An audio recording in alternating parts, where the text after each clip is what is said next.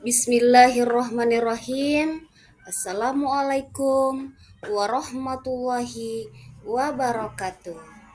Bagaimana kabarnya hari ini? Semoga anak-anakku sekalian dalam keadaan sehat walafiat. Pada pertemuan kita kali ini, kita akan belajar fikih fase B kelas 4 semester 1 materi tanda-tanda balik. Sebagaimana biasanya, sebelum memulai pelajaran, terlebih dahulu kita berdoa. Doa dimulai.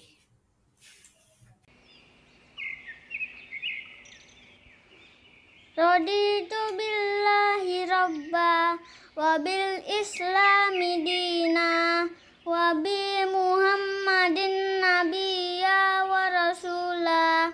Rabbi zidni ilman warzuqni fahman. Artinya, kami ridho Allah sebagai Tuhanku, Islam sebagai agamaku, dan Nabi Muhammad sebagai Nabi dan Rasul.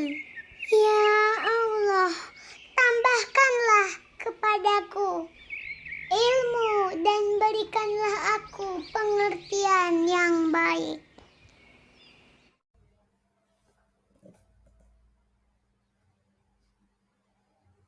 Anak-anakku sekalian, coba kalian amati gambar yang ada di depan kalian.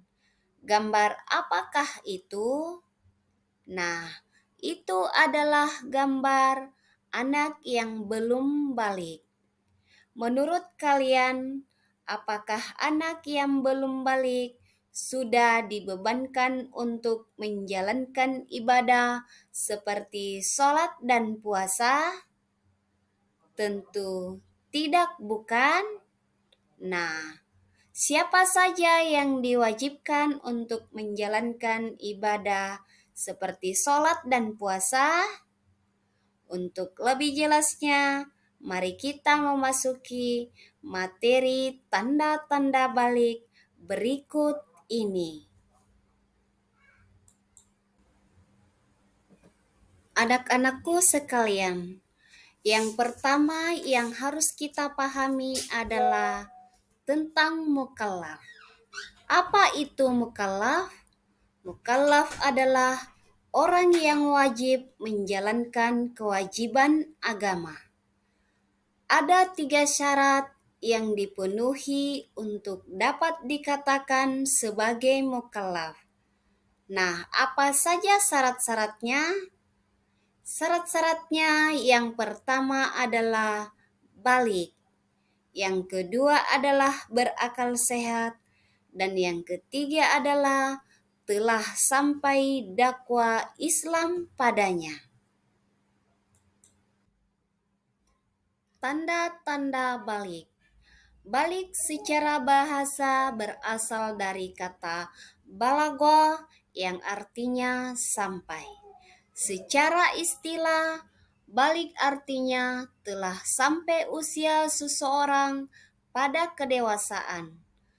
Jadi, seseorang yang sudah balik dianggap sudah cukup dewasa untuk berpikir dan bertindak. Oleh karenanya, balik dijadikan titik awal dalam pelaksanaan kewajiban-kewajiban syariat. Tanda-tanda balik berbeda antara laki-laki dan perempuan. Adapun tanda-tanda balik yaitu haid untuk anak perempuan yang berusia minimal 9 tahun. Ihtilam atau mimpi basah untuk laki-laki yang berusia minimal 9 tahun. Dan mencapai usia 15 tahun bila sampai usia tersebut belum mengalami haid atau ihtilam, maka sudah dinyatakan sudah balik. Pengertian haid. Secara bahasa, haid artinya aliran atau sesuatu yang mengalir. Sedangkan secara istilah, haid adalah darah yang keluar dari rahim seorang wanita pada waktu-waktu tertentu yang bukan karena disebabkan oleh suatu penyakit atau karena melahirkan. Warna darah haid biasanya merah kehitam-hitaman dan agak kental. Selanjutnya kita akan mempelajari tentang waktu terjadinya haid. Waktu minimal haid adalah sehari semalam. Umumnya haid terjadi selama 6 sampai 7 hari dan maksimal lama waktu haid adalah 15 hari 15 malam. Sementara itu, waktu minimal suci antara dua haid adalah 15 hari 15 malam. Selain itu, usia wanita yang haid minimal 9 tahun sampai ia menopause atau sekitar 50 tahun.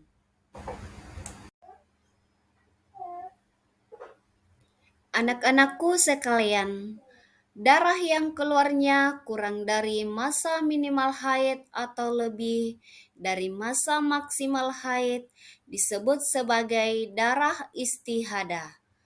Darah istihadah adalah darah yang keluar dari kemaluan wanita di luar kebiasaan haidnya atau di luar waktu haid, serta bukan disebabkan karena melahirkan.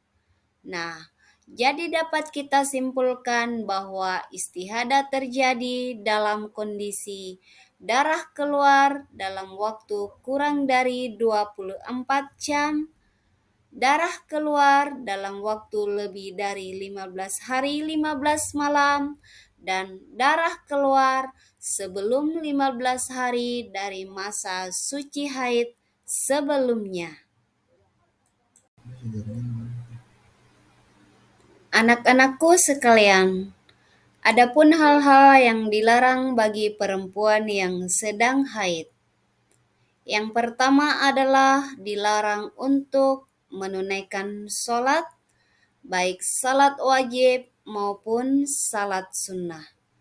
Yang kedua adalah dilarang untuk berpuasa, baik puasa wajib maupun puasa sunnah. Dan yang ketiga adalah dilarang untuk tawaf. Apa itu tawaf?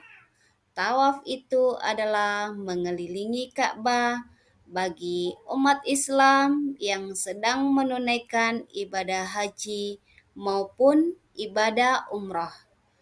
Kemudian larangan yang keempat adalah dilarang untuk menyentuh mushaf dan membaca Al-Quran.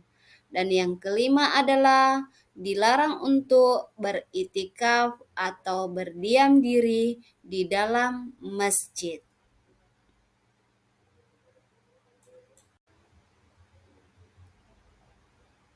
Mimpi basah atau ihtilam.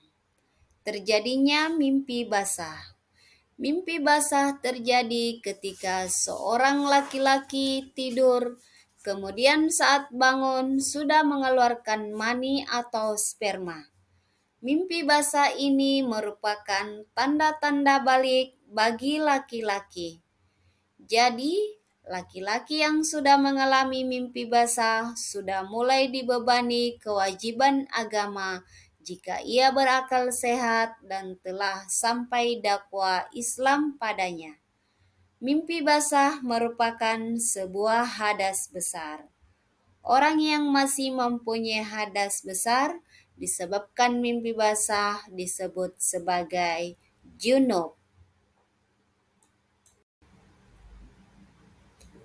Anak-anakku sekalian, adapun hal-hal yang dilarang bagi orang yang sedang junub atau mengalami mimpi basah.